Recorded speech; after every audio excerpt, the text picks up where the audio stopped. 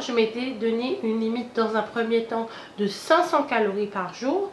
Et après, j'étais descendue à 300 calories par jour.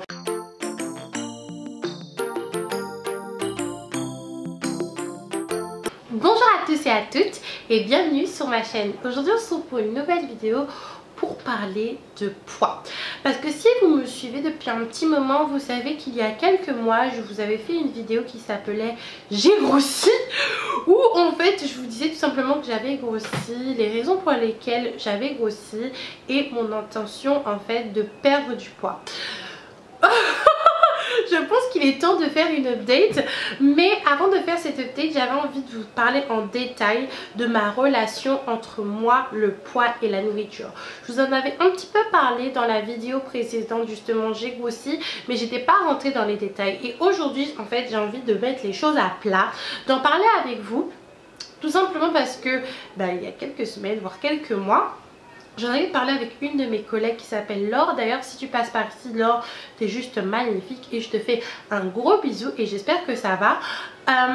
Et je me suis rendu compte qu'on avait plusieurs points communs au niveau de la nourriture, de nos comportements alimentaires, et je me suis dit que ça serait cool d'en parler avec vous et peut-être que vous vous reconnaîtrez un petit peu dans mon témoignage. Et par la suite, je vais vous parler de mon poids actuellement, de comment je me sens et qu'est-ce que j'envisage. Donc si ça vous intéresse, c'est parti. Comme je vous avais dit dans la première vidéo, j'ai grossi. Moi étant petite, j'ai toujours été mince. Alors il y a plusieurs facteurs.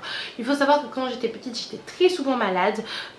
Si vous voyez mon carnet de santé, il est rempli d'hospitalisation, de consultations, plein de choses, jusqu'au jour où je me suis fait opérer des végétations et ça s'est arrangé. Le deuxième facteur, il faut savoir que mon père est très mince à la base. C'est-à-dire que pendant très longtemps, il a fait 40 kilos tout en mangeant normalement. Donc il a toujours été mince. Et vous voyez avec mon fils qui mange de manière tout à fait normale. Et même des fois, il se goinfre en ce moment. Il est mince et il n'arrive pas en fait à être gros. Parce qu'il y a des personnes dans sa classe, par exemple actuellement, qui sont quand même bien portants. Et voilà, forcément, ils ne mangent pas forcément plus que les autres. Vous savez, des fois, il y a des choses qui sont génétiques et héréditaires. Par exemple, vous allez voir des familles où les personnes ont tendance à être forts et d'autres familles, ils ont tendance à être plus minces, plus grands, plus petits. Des fois, c'est héréditaire et génétique. Vers l'âge de 10 ans, je me rappelle plus vraiment, mais vers la préadolescence en fait, je suis partie en vacances chez ma tata Coco comme je vous ai dit, et c'est là que j'ai découvert les joies de la gloutonnerie et c'est là que j'ai commencé à manger et à manger de manière excessive. McDo, muesli, barres de chocolat, mais pas les barres de chocolat normales hein. Une barre de chocolat, oui, pas les barres de chocolat normales, mais vraiment des barres de chocolat, vous savez, un petit peu fantaisiste, qui vous donne tout de suite envie d'acheter et également de manger. En parallèle, il faut savoir que je suis rentrée au collège. Et pour moi le collège ça a vraiment été une étape très difficile. Dites-moi si vous voulez que je vous en parle en vidéo de manière plus approfondie, même si je sais que je vous en avais parlé dans mon parcours scolaire. Mais ça a été très difficile pour moi le collège, parce que je n'avais pas d'amis. À la cantine j'étais toute seule et j'avais d'autres préoccupations que les jeunes filles de mon âge n'avaient pas. C'est à dire que par exemple quand ma maman me donnait de l'argent en fait, parce que c'est voilà les premières fois où j'avais de l'argent de poche et ça date, et pourtant j'ai l'impression que c'était comme si c'était hier. Moi ce que je faisais, c'est que j'allais à l'Intermarché du coin, j'achetais plein de cochonneries à manger et j'achetais un magazine public ou le détective et les deux, et je me goinfrais. Des fois je m'achetais des crêpes, des fois je m'achetais des panini au chocolat, panini au fromage, bref. Je faisais ça avec mon argent. Comme je vous disais, à l'école ça ne se passait pas trop bien. Et qu'est-ce qui se passe là-bas? À l'école ça ne se passait pas trop bien, donc je matérialisais ma frustration et ma stress dans la nourriture. C'est à dire que par exemple je mangeais énormément à la cantine. C'est vrai que je n'avais pas beaucoup de camarades à la cantine, mais quand des camarades daignaient m'adresser la parole en fait, c'était pour me donner le reste, et moi je mangeais avec volonté, Donc comme je vous disais, également au collège ça ne se passait pas très bien, donc ça fait que je mangeais beaucoup, vraiment beaucoup. Je me rappelle que le midi je mangeais vraiment beaucoup. Je mangeais l'entrée, le plat, le dessert, et des fois quand je mangeais à côté des personnes qui n'avaient plus faim, ils me donnaient le reste. Donc ça fait que je mangeais énormément. Je mangeais le matin, le midi, le soir, le goûter, plus des petites cochonneries que je mangeais en plus, que j'achetais avec mon argent de poche. Maintenant je suis arrivée en troisième, et en troisième je savais que j'allais dans un lycée beaucoup plus populaire où ils avaient l'habitude de voir des noirs, où il y avait des noirs. Donc je me suis dit voilà, il est temps, c'est mon temps, je dois être on flic, même si l'expression à l'époque n'existait pas. À la rentrée de ma seconde, j'étais descendue à 65 kilos, donc j'avais perdu 10 kilos. J'étais beaucoup plus mince, parce que 10 kilos ça paraît peu, mais moi quand je perds du poids en fait ça se voit directement. Déjà à partir de 3 kilos vous voyez Aïka elle est creusée. Donc c'est vrai que j'avais perdu énormément de poids, et je me rappelle qu'à l'époque j'avais fait des emplettes au marché de Sarcelles pour paraître la plus jolie possible. Malheureusement au bout de quelques mois, même pas un trimestre, au lycée ça s'est mal passé, et de nouveau je suis retombée dans ces phases de gloutonnerie où je mangeais énormément, mais vraiment de manière excessive, que ce soit à la maison, à l'internat, parce que au bout d'un moment j'étais à l'internat, à la cantine, à la boulangerie qui était à côté du lycée. Donc, arrivée en fin de seconde, j'avais juste explosé. Mais j'étais contente parce que j'allais changer de lycée, et je suis partie en lycée privé. Alors au lycée privé où j'étais, je m'appelle, le jour de la rentrée ça a été la grosse claque internationale, parce qu'il faut savoir déjà que j'étais passée dans un environnement assez multi-ethnique, c'est-à-dire qu'il y avait toutes les ethnies, blancs, noirs, arabes, indiens, tout, asiatiques. Et c'est vrai que quand vous êtes dans ce genre d'environnement, en tout cas pour moi je me sens plus à l'aise, parce que je me dis que je ne fais pas tâche en fait. Et là quand je suis partie dans mon lycée privé, comme je vous avais dit dans ma vidéo parcours scolaire, en fait je faisais tâche, dans le sens où il n'y avait que des blancs déjà, et je n'ai rien contre les blancs, hein, j'ai grandi avec les blancs, mais il n'y avait que des blancs, et en plus les filles qui avaient là-bas était juste canon et comme ça. Donc j'avais l'impression d'être la grosse tache noire sur un tableau blanc en fait. À la limite si j'étais une petite tache noire, mais j'étais vraiment une grosse tache noire, parce que du coup je vous avais dit que je faisais 65 kilos à l'entrée de ma seconde, et au début de ma première je faisais 90 kilos. C'est là que la décadence a commencé au niveau alimentaire, et où j'ai commencé à avoir des troubles de l'alimentation. Attention, je ne dis pas que j'étais atteinte d'anorexie, de boulimie ou des choses comme ça, mais on peut très bien être atteint de troubles de l'alimentation sans forcément avoir de l'anorexie mentale ou de la boulimie, ou de l'anorexie boulimie en fait, parce qu'il ne faut pas dire n'importe quoi, parce que je vois des personnes qui disent oui je suis atteinte d'anorexie, je suis atteinte de boulimie. Quand vous êtes atteinte d'anorexie ou de boulimie, croyez-moi que c'est pas ça en fait. Moi malheureusement j'ai une copine d'enfance, hein, ma seule copine que j'ai eue excusez-moi je suis un petit peu malade, à la fin du collège. D'ailleurs je te fais un gros bisou si tu passes par là ma puce, je ne dirai pas son prénom, mais elle est atteinte d'anorexie, et je peux vous assurer que c'est de la vraie anorexie. Enfin bref, j'ai commencé à fumer la cigarette. Cigarette qui est une addiction qui est dure pour moi de me détacher jusqu'à aujourd'hui. Par exemple quand j'ai un moment de stress ou une période de stress intense, je fume. Donc ne commencez surtout pas à fumer. Et c'est vrai que moi j'ai commencé à fumer parce que voilà, tout le monde disait non mais la cigarette ça coupe l'appétit, etc. Donc j'ai commencé à fumer. Ça m'a pas vraiment coupé l'appétit, mais un petit peu quand même. En addition de tout cela, j'ai commencé à avoir des comportements alimentaires déviants. C'est-à-dire que je ne mangeais presque plus. Je vais vous décrire des journées type ou des semaines type comment je mangeais. Au tout début, quand je faisais 90 kilos, je me suis dit il faut que je fasse quelque chose de drastique parce que j'avais essayé combien de régimes, des régimes végétariens, des régimes hyperprotéinés, combien de trucs. Donc je me suis dit il fallait quelque chose de drastique et je vous invite surtout pas à reproduire ce que j'ai fait. La chose que je me suis dit c'est voilà, il faut que je m'alimente très peu mais que j'ai un apport en énergie assez suffisant pour passer la journée.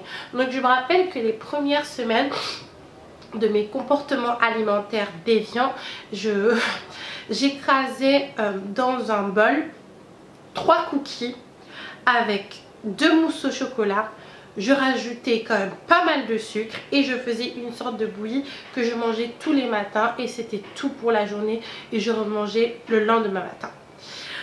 C'est totalement délirant ce que je vous raconte, mais c'est ce que je faisais. Je me rappelle très bien quand je faisais ça.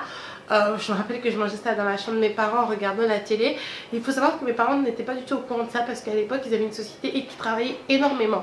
J'ai fait ça pendant plusieurs semaines et ça a payé ses fruits parce que en un mois j'avais déjà perdu 10 kilos, mais vraiment 10 kilos, 10 vrais kilos. Par la suite je suis tombée dans le vice. Par la suite, j'en ai eu un petit peu marre des cookies, de la mousse au chocolat et du sucre. Donc je me suis dit, j'ai envie de manger un petit peu des trucs salés, de varier mon alimentation.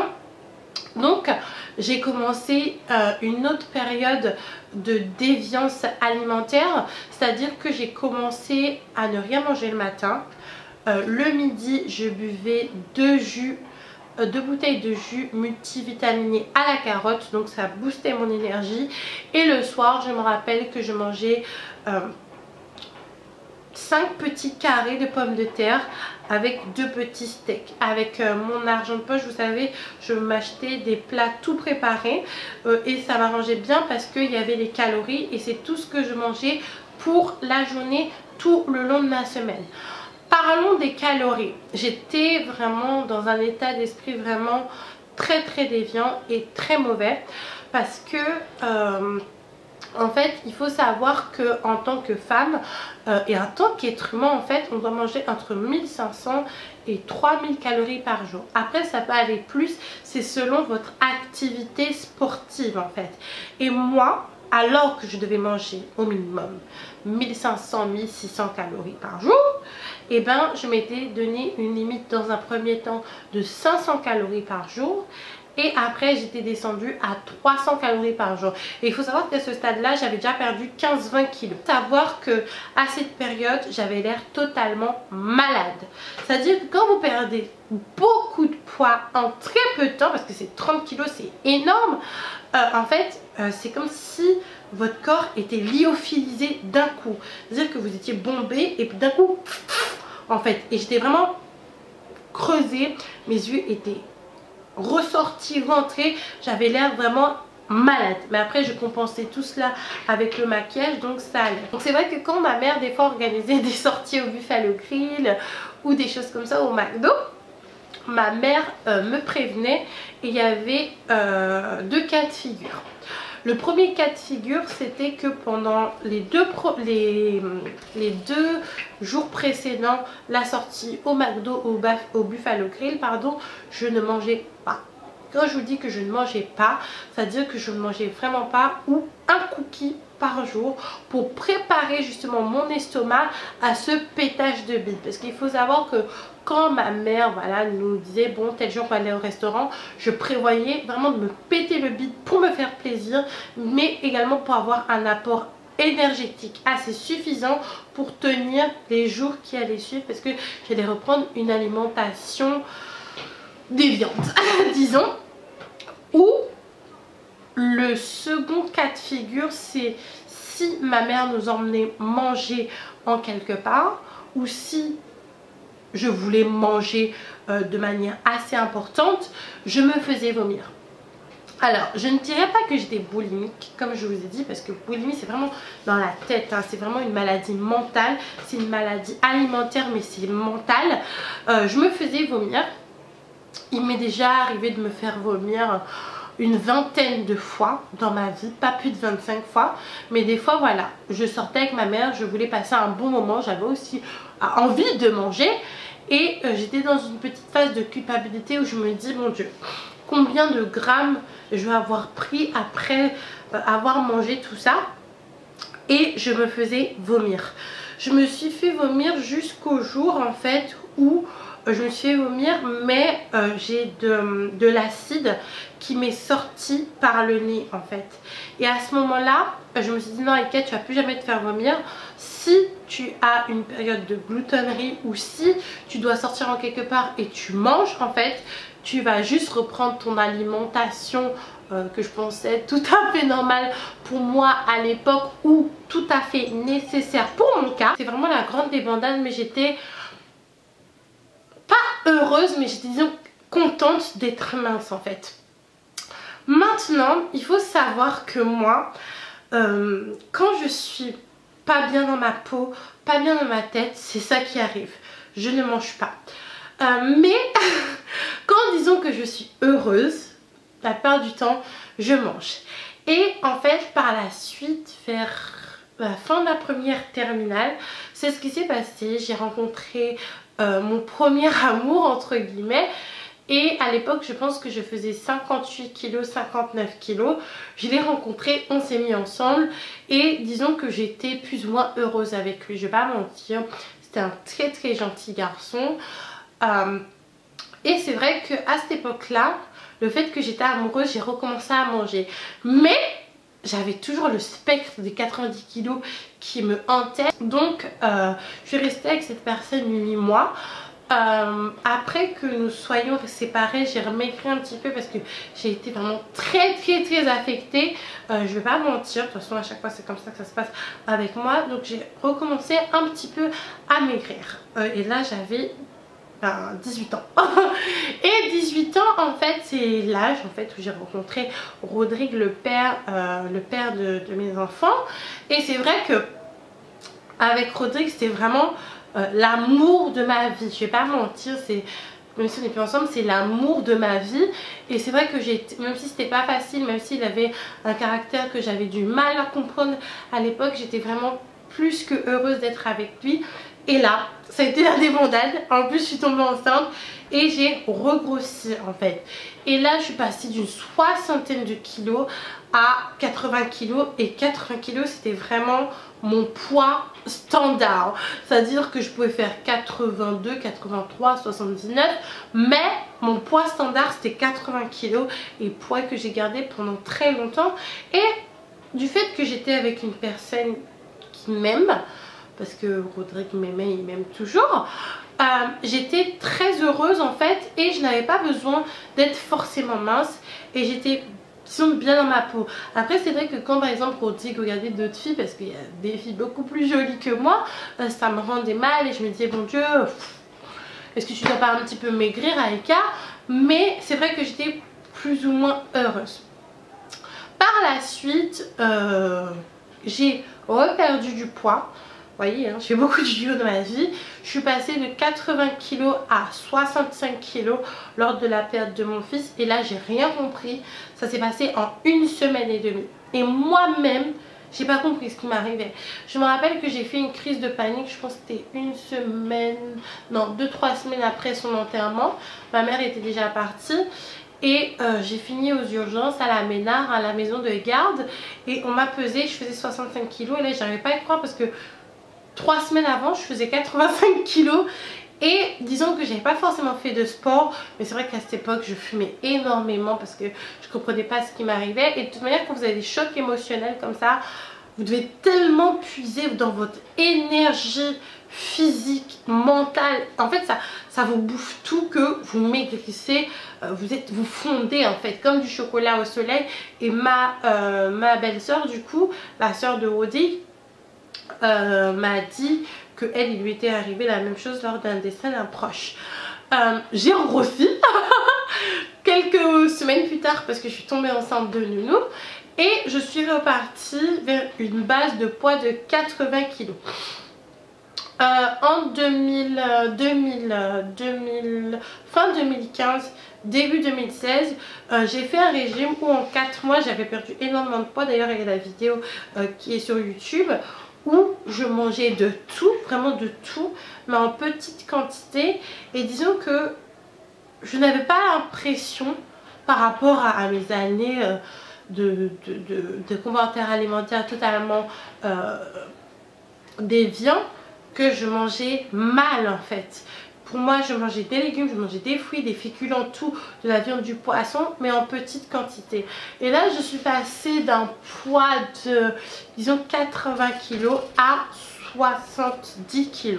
Ce qui était vraiment pas mal, parce que comme j'étais entre 80, 85, 70 kg, c'était pas mal pour moi, étant donné que, effectivement, quand vous pesez, il y a le poids, mais il y a aussi les os, les poids des os, et moi j'ai des os extrêmement lourds comme ma maman. Et c'est à cette période également que j'ai perdu mes cheveux.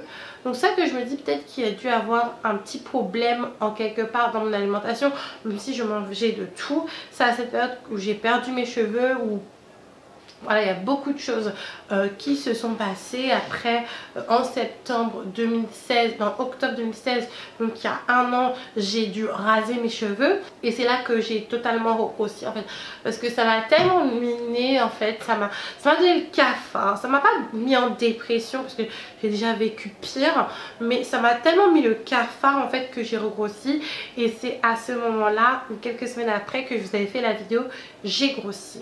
Maintenant, où j'en suis pondéralement parlant, je sais absolument pas. Ma balance elle est juste là, elle ne fonctionne pas. Comme quoi il y a un dieu en quelque part. Elle ne fonctionne pas et j'ai pas trop envie de me peser en fait, parce que je me sens bien dans ma peau actuellement. Je rentre pas dans mes pantalons du style 38, des choses comme ça, mais je me sens bien dans ma peau et je me trouve jolie. Alors peut-être qu'il faudrait que je perde peut-être 5 kilos pour être vraiment au top, mais j'ai pas envie de me prendre la tête avec le poids. Et surtout c'est pour ça que j'ai déserté un petit peu Instagram, parce que Instagram t'influence beaucoup sur le poids, sur la forme du corps que tu voudrais avoir, alors que c'est pas forcément cette forme de corps que tu voudrais avoir. Là j'ai des tétés, j'ai des seins, j'ai des tétés pléonasmes, j'ai des fesses d'une circonférence qui me plaisent vraiment.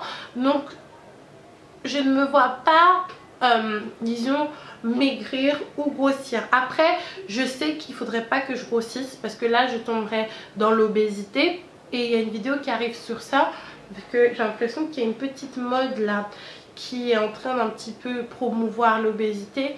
Et moi je suis pas du tout pour ça en fait, parce que l'obésité c'est très dangereux. Moi je sais que quand j'étais beaucoup plus grosse que maintenant, et même actuellement parlant, je compare ma santé globale que je ressens dans mon propre corps quand j'étais un tout petit peu plus mince, quand j'étais un petit peu plus mince en 2016, ça n'a rien à voir actuellement. Et même quand j'étais plus grosse, j'étais beaucoup plus essoufflée. J'avais des maux de genoux, j'avais des maux de cheville, j'avais des maux de dos tout le temps. Parce que en fait, imaginez-vous porter en permanence 80 kg, 100 kg, 150 kg. Moi je suis pas du tout pour ça. Il y a une vidéo qui arrive sur ça. Dites-moi si ça vous plaît d'ailleurs. Je ne dis pas est-ce que votre corps plaît aux autres, ou est-ce que votre corps plaît à votre copain, à votre doudou, à votre mari, mais est-ce que votre corps vous plaît à vous? J'aimerais vraiment savoir ce que où vous en êtes en fait, et laissez-moi en commentaire ou en message privé si vous êtes un petit peu timide. N'hésitez pas à mettre un max de pouces en l'air, à vous abonner si ce n'est pas déjà fait, et à me suivre sur Snapchat.